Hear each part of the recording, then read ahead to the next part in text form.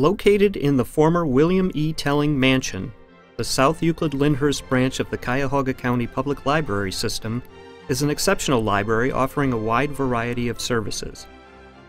Its rich atmosphere, which combines the charm and grace of the original building with the functional purposes of a library, draws people from around the metropolitan area. The story of the William E. Telling Mansion begins in 1858. It was in that year that William and Mary Telling purchased a 30-acre tract of land in the Euclid Township. At the time, the area now known as South Euclid was a community of scattered farms, a church, 2 general stores, and a blacksmith shop. In a farmhouse on the property, Mary Telling gave birth to 5 boys and 2 girls: John, William, Charles, Frank, Walter, Emma, and Eva. Second-born son, William E. Telling, was born on October 30th, 1869. William and the other Telling children all lent a hand in the chores on the farm. The farm's income came from milk, strawberries, and garden produce that was sold around the local area. Little William was about 10 years old when he began to deliver the milk from his father's farm. When William was 17, he went to work in the bluestone quarries. From there, he became a horse-drawn streetcar conductor, and by the age of 23, Telling began his own milk delivery route. Through his hard work and entrepreneurial talents, William Telling eventually turned his milk route into a dairy giant. In 1895, William, with the help of his brother Charles, opened a little confectionery shop selling candy, soda pop, pies, and ice cream, which they made in the basement of the shop. Ice cream sales skyrocketed, and the brothers began to manufacture the ice cream wholesale. The business continued to grow and expand as the Telling Brothers enterprises merged with several other companies to become the Telling Bell Vernon Dairy Company, worth $11 million at its height. Telling Bell Vernon was the largest distributor of dairy products in the area, with branch plants in Akron, Ashtabula, Columbus, Dayton, and Lorain, plus 4 cities in West Virginia. The company continued to grow and reach new heights. Telling Bell Vernon was the first company in Cleveland to pasteurize milk and sell it in glass bottles. They were the first to set up a staff of farm inspectors and bacteriological laboratories, the first to bring the milk from the farm to the plant by means of a thermos truck, first to install automatic bottle washers and cappers, and they were the first to have complete automatic control over all procedures to keep milk from exposure to light or air. Telling also undertook another venture and became president of the Laboratory Products Company, which later became SMA Corporation. SMA was known for the development of a new baby food formula, which later became known as Formulac. Through the expansions, the Telling family had been able to retain their stock interests in the company. William Telling also served as the director of the Standard Trust Company from its origin. In addition to a good financial position, Telling profited from property investments including a land purchase just outside of Miami, Florida, which he originally bought for a small sum and eventually sold for millions. Even though Telling rarely took a day off, he was able to maintain a family life. William married Margaret E. Baton in 1893. The couple had 2 daughters, Constance and Gwendolyn. Margaret died in 1915. William Telling remarried in 1926 to 27-year-old Marion H. Taylor from Orlando, Florida, who he met while taking care of his property investments in Miami. The marriage only lasted a year, however, and the couple decided to divorce. Telling never remarried. In 1924, the village of South Euclid arranged to open a branch of the county library in a storefront building on Green Road. By the end of its first month of operation, 967 books had been checked out at the South Euclid Library. By 1926, total circulation had increased to nearly 38,000 items. The library had outgrown its space on Green Road and in 1928 moved to a larger storefront on Mayfield Road. The same year, Telling began the construction of a 26-room, $700,000 mansion in a style that mixed French Normandy and English Tudor. At that time, South Euclid was considered a small community. Most of the area's successful and wealthy residents were building in Shaker Heights, close to the culture and arts of Shaker Square. Telling, however, chose to stay close to his roots and build on the original homestead of his parents' farm. The structure was to be designed by prominent Cleveland architect John Sherwood Kelly and would take 2 years to build. John Sherwood Kelly began his career in Columbus as a cartoonist before coming to Cleveland. Kelly had no formal training in architecture, but gained his knowledge through apprenticeships in local architectural firms. In 1925, he went into business for himself. He designed several homes in Shaker Heights and a number of churches for the Catholic diocese, including Our Lady of Peace on Shaker Boulevard. Kelly was a member of the American Institute of Architects and quoted as a very, very fine designer, able to handle any style. Construction on the William E. Telling Mansion began in 1928 and involved local artisans and workmen to create elaborate ironwork, carvings, moldings, stained glass windows, and decorated ceilings to complement the magnificent structure. The pair of towers rising out of the steeply pitched roof can be compared to the architecture of a French chateau. From the rear, the deck and covered porch at the second floor level make up the composition. The roof is supported by hand-hewn Y-shaped posts. The upper story was framed by wood. The spaces were filled with wattle and daub to provide the quaint half-timber look. The foundation and ground floor were laid of stone to prevent wood from coming in direct contact with the moist soil. Visitors can immediately recognize the picturesque composition of the gabled structure framing the formal principal entranceway, and by the round tower which accents the former gardener's quarters. From the Mayfield driveway, guests of the Telling Mansion would have been dropped off at the main entrance. Upon entering, one can see the distinctive features of a French country house. From the building's stone and brick construction, leaded windows, pale marble flooring, and semicircular arches. The first room they would have entered would have been the foyer. The 4 tan marble Gothic arches provide an egress in all directions. An element of symmetry is evident in this room, especially with the geometric design on the floor and the ornamental design of the ceiling. The chandelier is original to the mansion. The air vents on the walls connected to a swamp air cooler room below. The air cooler was capable of cooling the air by 8 to 10 degrees. It was an innovation for its day. The men's and ladies' rooms directly off of the foyer served as men's and ladies' lounges. A closet existed by the men's lounge, separating the foyer from the kitchen area. The closet was removed during renovation, but the original doors are still used today. The pewter acorn doorknobs were the original doorknobs of the house. After exiting the foyer, guests would have entered the living room. Over the reinforced concrete foundation, solid oak covered the floor. The stone floor is reflective of William Telling's early employment at the bluestone quarries.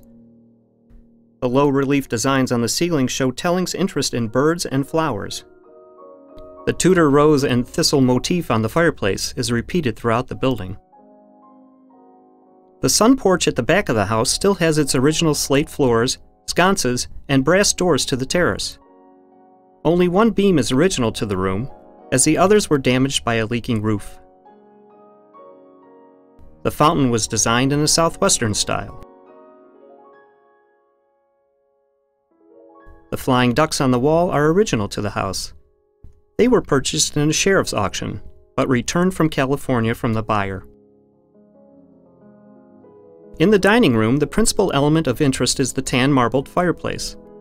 Upon a closer look, the engraving on the mantel is a swan engaged in a struggle with a pair of reptiles. Birds were a love of William Telling, and his interest is directly reflected, along with his other interests throughout the house. Everything in the house was made locally, except for the custom-made door to the dining room. The door was imported from France and the handles came from Mexico. These were the only 2 things to come from outside of the area. Just off the dining room there was a breakfast nook, formed by a semicircular enlargement of the corner where the north and east wings merge. The 3 casement windows catch the morning sun from the northeast. The ceiling in the breakfast nook is domed and decorated with overlapping circular elements like fish scales. A variation of colored lights concealed behind the ceiling molding could also be turned on to illuminate the motif. The room is acoustically arranged so that the sound is amplified in the middle. By the time you enter the conservatory, it is hard not to notice the wrought iron decorating the rooms. This was a staple of the architect John Sherwood Kelly. The conservatory originally served as a solarium. The glass-covered solarium housed banana, orange, grapefruit, date, and fig trees, along with orchids and other flowers. Like birds, plants were another one of William Telling's passions. A fountain is located at the far end of the conservatory. At the center of the fountain stands a statue fondly known as Turtle Baby. The bronze girl holding a turtle in each of her hands is a replica of the original Edith Barretto Stevens Parsons work at the Cleveland Art Museum. Off of the solarium, an aviary was home to an impressive exotic bird collection. The greenhouse, located in the back of the house, was such a special place for Telling that this was the only room in the house where grandchildren were not allowed without an adult. The machinery used for adjusting the windows is still operational today. The gardener's quarters were located just across the driveway outside of the greenhouse. The kitchen was designed banquet style. It held a stove, sink, cupboards, many coolers, and a vast freezer system, which was rare for that time. In the freezers, one was guaranteed to find ice cream in its holdings. The closet off of the kitchen still has its original racks, which might have possibly held the dining linens. Next to the kitchen was a pantry, which leads us back to the closet that divided the servants' work area from the entry foyer. Tucked away just off the foyer, a dumbwaiter was used to transport laundry and dishes by the servants to the downstairs. It is still in use today to transport books to the different levels. On the lower level of the Telling mansion, a tunnel system existed so that the servants could move about the house without ever being noticed in the living quarters. Off of the tunnel were rooms where servants could do their work. Laundry was washed in one room, and another room was used for drying. Other rooms were used for storage or equipment. The boiler room was also located off of the tunnel. What remains today in the boiler room gives us insight into how the house was originally heated. Two enormous boilers used oil, gas, and coal to warm the interior of the mansion. In addition to the boiler room, there was a coal bin and ash room. A fireman was on site full-time to service the boiler room. Telling's interests were even reflected in the basement.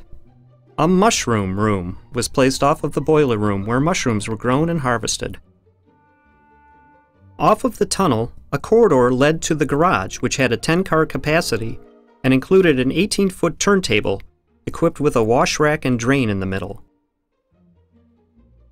After William Telling was dropped off at the main entrance, his chauffeur would drive his car down the back driveway and into the garage. The library later opened the garage area to house its nonfiction collection. The mansion's safe was also located in the basement. It still functions today. Across from the safe is the air cooler room. The air cooler was a system of copper and brass pipes. Cold water from the pipes would run over baffles, sending the cool air through the mansion. The stairwell off of the foyer leading to the basement also ascends to the top level. A stained glass window at the top of the stairwell was custom designed for the owner with a T for Telling, a Tudor rose, and a book. Perhaps the book was foretelling of the building's future use. Upstairs, the servants who stayed at the mansion retired at night to the servants' quarters that were located where the staff room is now situated. Even though Margaret Telling, William Telling's first wife, had passed away before the completion of the building, the bedroom for his wife is located where Meeting Room 1 is now. The bathroom was decorated in the standard 1920s Art Deco design. Meeting Room 2 served as the guest bedroom. Telling's two daughters stayed here when they visited their father. The copper lotus chandelier was original to the building and moved here from the aviary. Meeting Room 3 was the children's bedroom. It was designed with grandchildren in mind. The low fireplace was intended to accommodate its tiny guests. Meeting Room 4 was an extra bedroom.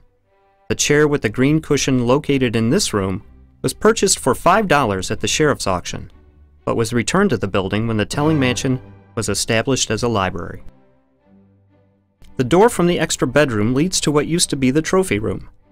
The trophy room showcased all of William Telling's awards that he won for dairy excellence. The trophy room overlooks what was originally the study. This entire area was designed to resemble the loft of a barn. The beams and rafters supporting the 16-foot-high ceiling over the study and the adjoining trophy room were said to have been salvaged from an old barn that was located on the property. The beams were painted by the architect's wife, Margaret Kelly. The elevated ceiling gives a feeling of space and freedom to what is actually a modest-sized room. Off of the study was where the original master bedroom was located. Telling had this room built over the spot where his parents' bedroom was previously located in the original house on the property, and where all the Telling children were born. In the hall leading to the bedroom, refrigerators were stocked with ice cream for Telling's midnight snack. The dressing room was located off of the hall. This room is now where the branch manager's office is situated. In 1928, William Telling stepped down as president of the Telling Bell Vernon Company. The firm became a division of the National Dairy Products Corporation. In 1929, Telling took a heavy loss in the stock market crash. His stock portfolio, worth $250,000, plunged in value to less than $50,000. In 1930, the Telling Mansion was deeded to the Standard Trust Company. Upon his death, on January 26, 1938, it was unclear what would become of the mansion or the business. Both he had built from the ground up. Both felt the effects from the uncertainty of the Great Depression. Upon liquidation of the Standard Trust Company, the property was sold to George S. Carter. It served as housing for war brides during World War II during this time. In 1945, the Telling Mansion was sold in a sheriff sale for just over $49,000 to Anthony J. DeTiro. DeTiro divided the building into 8 apartments. The dairy business that Telling left behind also went through many changes. In 1935, the products began using the seal test symbol to indicate that it met National Dairy's quality specifications. In 1957, the company became a part of National Dairy's Seal Test of Ohio division, which in turn became the Seal Test Foods division of the Kraftco Corporation in 1969. Seal Test operated its Carnegie Avenue plant until 1980. Like Telling, the South Euclid Library felt the hard times of the Great Depression. In 1932, money was pulled from library funding to help families in the area. In 1937, the South Euclid-Lyndhurst Public Library Board was formed to help plan a budget to operate the public libraries of South Euclid and Lyndhurst, along with the Brush High School Library. During World War II, the South Euclid Library helped in the Civilian Defense Campaign, provided a headquarters for Victory Books campaigns, and had been selected as one of 1,200 libraries to serve as a war information center by the American Library Association. By 1940, the population of South Euclid had reached 6,146, thus entitling South Euclid to call itself a city. In 1946, the population of South Euclid was 9,380, and by 1948, City Hall estimated the population to be around 11,000. By 1949, circulation had increased to over 80,000 items compared to 59,000 items in 1945. 2,000 books had been added in 1949 alone. It was apparent that a new library building was badly needed. Then, in 1950, Cuyahoga County Public Library, led by the President of Board, Arthur Fisk, purchased the mansion and the surrounding 6 acres of land for $82,000. Through funding, gifts, and donations from local citizens, politicians, friends of the library, and the county, the mansion was converted to serve as a library and opened on May 27, 1952. By 1957, South Euclid Regional Library had the second largest circulation in the county system, in spite of the fact that it had the smallest book collection of all the regions, according to the 1957 annual report. On October 16, 1974, the building was listed on the National Register of Historical Places by the U.S. Department of the Interior. In 1985, the South Euclid Library merged with the Lyndhurst Library, becoming the South Euclid-Lyndhurst branch of the Cuyahoga County Public Library System. In an effort to preserve the building, there have been constant projects to maintain and renovate the building without making structural alterations. In 1960, the solarium was enclosed to increase energy efficiency. In 1986, the asbestos was removed from the building.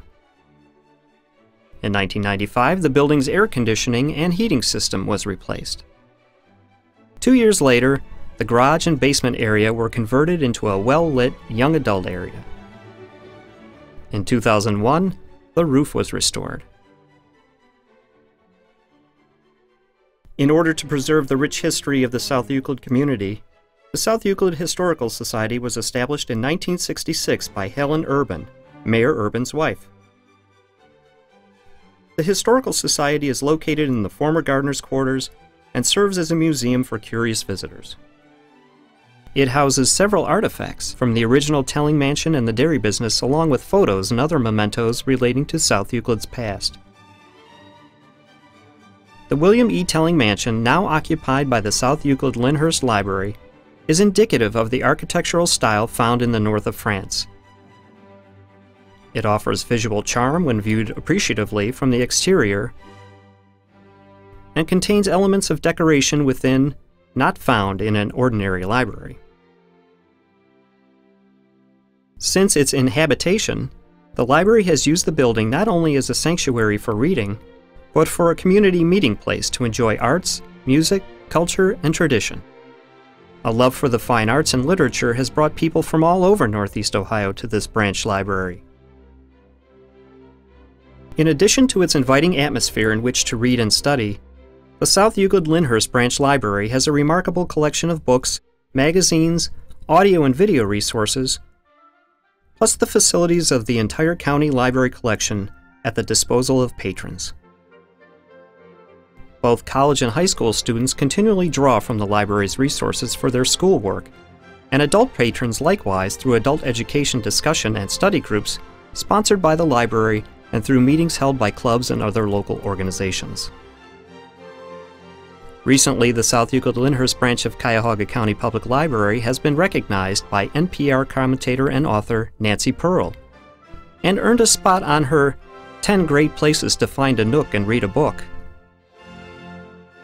This non-traditional setting for the library provides an interesting way for the community to access resources that inform, entertain, and enrich.